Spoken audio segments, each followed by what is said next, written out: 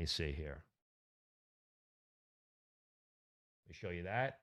And Louis Theroux, I think he's got a lot of followers on Twitter. He's got 2.2 million followers. Uh-oh. Uh-oh. Groiper Sisters. I don't feel so good. Groiper Sisters, what's going on? Well, what's going on, Groiper Sisters? Yeah, I don't feel so good. 2.2 million followers, and Louis Theroux is he is signal boosting. He is taking the spotlight, and we are now looking at this tweet from Right Wing Watch in 20,000 K approximately by my estimate. So here's Louis Theroux saying, Nick Fuentes told me he was a big Kanye fan when I interviewed him last year. Definitely did not see this coming, though, if true. If true. So now people are going to start sifting through the evidence for themselves. Oh, and look, we have Keno Shea in the replies. Good, good. Smart man. Keno Shea in the replies with the receipts. Yep. I think the dead giveaway is the fact that he deleted this post on Telegram. This right here, the fact that he deleted that, because if he left it up, then you could, I don't know, it would be more ambiguous. But the fact that he posted, then deleted, confirmed. That was the moment, that was the confirmation for me personally.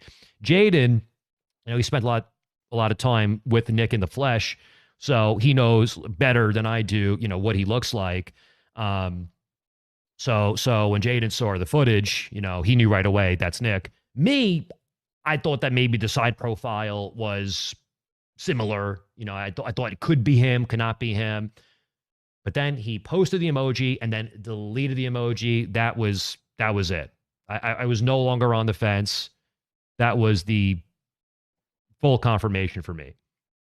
So from Keno Shea, Gunt News, etc., Milo was introduced to Kanye through a Turning Point USA contact. Makes sense. Nick Fuentes begged to tag along and wasn't involved in the video at all, which we saw clearly. Clearly, Nick had nothing to do with that video. He was just, as I mentioned, awkwardly strolling around, staring at his shoelaces. The Guns News Network can confirm when Nick deleted his Telegram post that they had never met. Okay, so at that moment in time, when you see that video, it's not like, they were hanging out, they were chilling, throwing back beers, even though Nick claims he doesn't drink. At that point, they had not met. Now, it is still possible that they did have a very short, very small interaction, surface level, nothing serious, nothing will come out of this. But I'm just trying to cover all the bases here, just to, let you know what to expect. Kanye does not know who Nick Fuentes is and will not be involved in his campaign. This is what the Gunt News Network is reporting. Now, I reached out to Keno Shea to get a feel for how confident he was in this reporting, and he told me that he had a high degree of confidence. He has sources that he knows, that he trusts, people that are inside the movement and are willing to, they hate Nick like so many do these days. And this is what has been circulating within the Groiper circles. So, and this is what Nick does. Nick is a true con artist. And what he'll do is he'll take an interaction like this, if you could even call it that. That's not even really what it was, but he'll take a 2-second clip and he'll pretend that, him and Kanye are best friends now, and that they go way back, and that they're, plotting to take over the country together, and that Nick is going to be an integral part of the Kanye campaign. Of course, this is pure fiction. None of this is going to happen. Basically, as far as I can tell, Milo, as a favor to Nick, snuck him into the Beverly Hills studio, which, by the way, is absolutely massive. And I think that it's the kind of operation where, like, you could go in the studio, and if you walked by Kanye, he wouldn't know any different, right? He would probably just assume, oh, this must be somebody who works here, right? Like he wouldn't know, because it's not like he lives there. I mean, it's a place that he visits, regularly, but I'm sure he's got studios all over the world. He's constantly traveling. He has hundreds, if not thousands, of people who work for him. So, I'm sure he's walking past people within his own properties every single day that he doesn't even recognize and doesn't think twice about. So, like I said, currently the belief is that this was the extent of the interaction between the two. Milo snuck him in there as a favor. And then Nick, who is a megalomaniac and is incapable of controlling his egotism, he essentially confirmed that he was this person walking in the background of the video.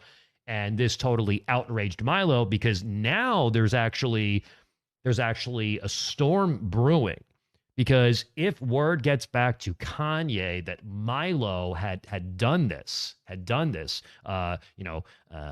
behind his back, like this covert operation, this gay op behind his back, then this is potentially going to jeopardize Milo's future as campaign manager for Kanye. And also, it's going to burn, not that there was a bridge there to begin with, but obviously Nick is trying to build a bridge between himself and Kanye. And if Kanye finds out that this, white nationalist was running amok in his Beverly Hills studio and Milo is the one who snuck the white nationalist in, then forget about it.